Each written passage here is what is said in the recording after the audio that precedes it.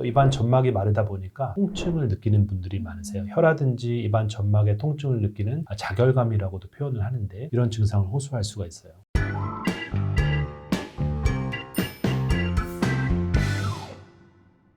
안녕하세요. 하이다 건강 전문 아나운서 김다인입니다.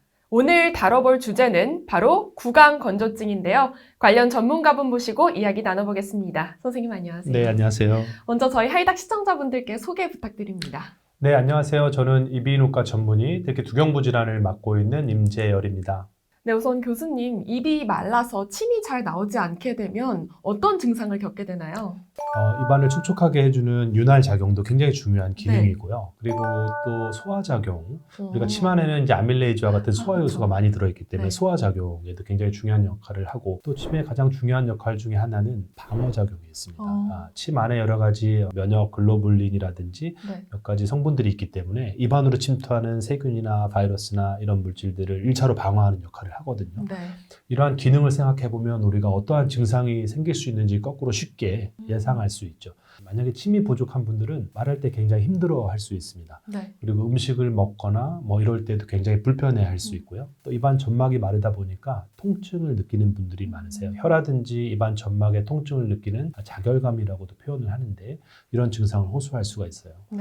그리고 소화작용이 또 중요한 역할인데요. 소화작용에 문제가 생기면 특히 소화기 질환을 많이 호소하는 경우도 있기도 하고, 또한 음식을 먹을 때 굉장히 불편해합니다. 예를 들면 빵과 같은 이런 음식을 섭취할 때 우리가 사실 침의 90% 이상이 수분인데요. 이런 수분이 분비가 안 되면 이렇게 빵과 같은 음식을 먹을 때 굉장히 불편할 수 있고요. 또 이런 것들이 반죽이 돼서 넘어가야 되는데 침이 부족하면 삼킬 때 힘들어할 수 있습니다.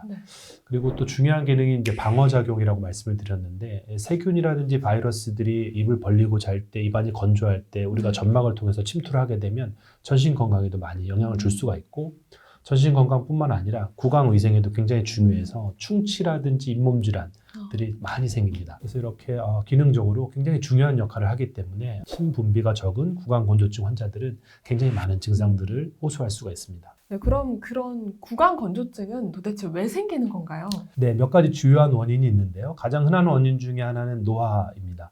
65세가 넘어가면 약 30% 이상이 구강 건조증을 호소한다는 통계가 있고요. 그리고 약물도 많은 영향을 미칩니다. 복용하는 약 중에서 이 침 분비를 억제하는, 저하시키는 약들이 있는데요. 이런 약들을 복용하고 계신다면 또 구강 건조증이 발생할 수 있고요. 그리고 또 흔하지 않지만 자가면역 질환이 있습니다. 쇼그렌 증후군이라고 불리는 자가면역 질환이 있는데, 이런 자가면역 질환이 침샘에서 발생하면 침샘 기능이 떨어지고 구강 건조증이 생길 수가 있습니다. 또 우리나라의 가장 흔한 암 중에 하나가 갑상선암, 그리고 흔치는 않지만 굉장히 또 심각한 암이 두경부암인데요. 두경부암 환자들은 수술 후에 방사선 치료를 받게 되고, 갑상선암 환자들도 수술 후에 방사성 동요소 치료를 받게 됩니다. 이렇게 방사선 치료를 받게 되면 침샘 기능이 떨어질 수가 있습니다.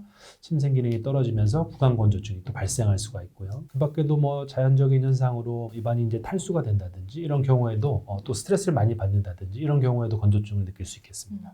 그럼 교수님께서 앞서 이제 노인의 30%가 넘게 구강 건조증을 앓고 있다라고 말씀을 해주셨는데, 이게 이 구강 건조증이 노화와 어떤 연관성이 있는 건가요? 네, 우리가 이제 자연적인 노화 과정 속에서 침샘 기능이 점점 떨어지는 것이 일단 주 원인이겠지만요. 그와 더불어서 노인 연령이 되면 굉장히 많은 약을 복용하게 됩니다. 만성 질환, 퇴행성 질환들을 가지게 되면서 굉장히 많은 약을 복용하게 되고요. 대표적인 약들 중에 뭐 고혈압약이라든지 또는 항우울제라든지 항히스타민제라든지 또 신경계통의 약들이 전반적으로 침샘 기능을 저하시키는 경우가 많습니다. 그래서 많은 약들을 복용하면서 2차적으로 또 침샘 기능이 떨어지고 이로 인해서 건조증을 호소할 수도 있고요. 이러한 여러 가지 원인에 의해서 이 자연적인 노화 과정 속에서 구강 건조증을 호소하는 분들이 많이 계십니다. 또 쇼그렌 증후군 이야기 해주셨는데, 구강 건조증이 있다면 어떤 경우에 쇼그렌 증후군을 의심해 볼 수 있을까요? 네, 쇼그렌 증후군은 구강 건조증을 유발하는 흔치 않은 질환이지만 매우 심각한 질환입니다. 왜냐하면 완치가 되지 않고요. 진행할 수 있고요. 네. 시간이 지나면서 기능이 점점 떨어질 수 있기 때문에 만약에 내가 구강 건조증이 있다면 네. 반드시 쇼그렌 증후군은 아닌지 확인해 볼 필요가 있습니다. 쇼그렌 증후군을 의심할 때에는 보통 건조증이 구강에만 생기는 것이 아니고 안구 건조증을 같이 호소하는 경우가 많고요. 네. 또 다른 자가 면역 질환과 동반된 경우가 많아요. 예를 들자면 관절염 같은 또 피부 질환 같은 이런 다른 자가 면역 질환을 동반하고 있다면 건조증의 원인이 쇼그렌 증후군은 아닌지 한번 의심해 볼 필요가 있습니다. 그래서 건조증 환자들이 오시게 되면 네. 보통 기본적으로 증상이 어떤지 저희가 체크하고요. 네. 쇼그렌 증후군을 진단하기 위해서는 몇 가지 정밀한 피 검사를 좀 해봐야 되고요. 경우에 따라서는 입술에 있는 작은 침샘을 떼서 조직 검사를 하기도 합니다.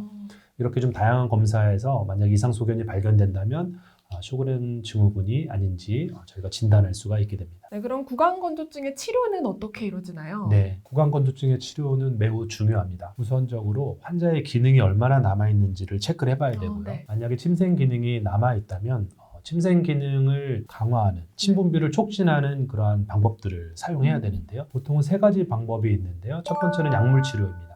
약을 이용해서 침샘을 자극해서 침 분비를 늘리는 네. 이런 치료를 기본적으로 하게 되고요. 두 번째는 침샘을 자극하는 방법으로서 먹는 음식, 비타민이라든지 캔디라든지 네네. 또는 씹는 운동, 껌을 씹는다든지 이런 자극에 의해서도 침 분비가 촉진이 되기 때문에 이런 것들을 교육해드리고, 대신에 건조증이 있는 분들은 충치라든지 잇몸 질환의 위험성이 있기 때문에 네. 무가당, 설탕이 없는 음식을 네. 설탕이 없는 비타민 같은 것들을 드시도록 권유하고 있고요. 세 번째는 저희가 이제 마사지하는 거를 가르쳐 드리는데요. 침샘이 귀 밑에 2개가 있고요. 네. 턱 밑에 2개가 있고요. 네네. 입안에도 있습니다만 네. 그래서 귀 주변부를 이렇게 눌러서 압박하고 마사지 하듯이 침샘을 자극해서 침을 짜줘라 이렇게 네. 설명을 드리고요. 턱 밑에도 꾹꾹 누르듯이 침샘을 자극해서 침을 짜주는 이렇게 3가지 방법으로 이제 침샘을 자극하는 것이 중요하고요. 그 다음에 또 하나 중요한 것은 충치나 잇몸 질환과 같은 구강 질환이 많이 생긴다고 말씀을 드렸는데요. 네.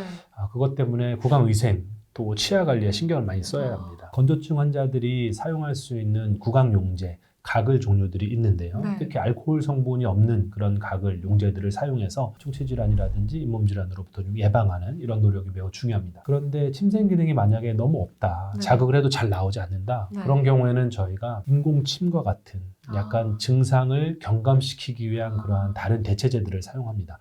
인공 타액과 같은 제품들은 뭐 스프레이 형식도 있고요. 입안에 붙이는 타입도 있고 바르는 젤 타입도 있어요. 그래서 다양한 것들을 사용해 보실 수 있도록 권해드리고, 대부분이 일반 의약품이기 때문에 약국이나 인터넷으로도 구입이 가능합니다. 그래서 인공 타액을 사용해서 증상을 최대한 경감하고 2차적으로 균 감염으로부터 예방하는 이런 치료법들을 크게 사용하고 있습니다. 네, 그럼 마지막으로 구강 건조증을 예방하는 데 있어서 가장 중요한 한 3가지 정도만 꼽아주신다면 어떤 것들이 있을까요? 네, 사실 뭐 좀 식상하게 들릴 수 있는 일반적인 그러한 뭐 해결책이겠습니다만, 일단 수분 섭취가 중요하고요. 네. 네, 물을 평상시에 많이 드시는 것이 중요하고, 특히 잘 때 건조하지 않게 네. 습도 같은 것들을 조절하는 것도 필요하겠습니다. 두 번째는 이제 음식 섭취인데요. 네.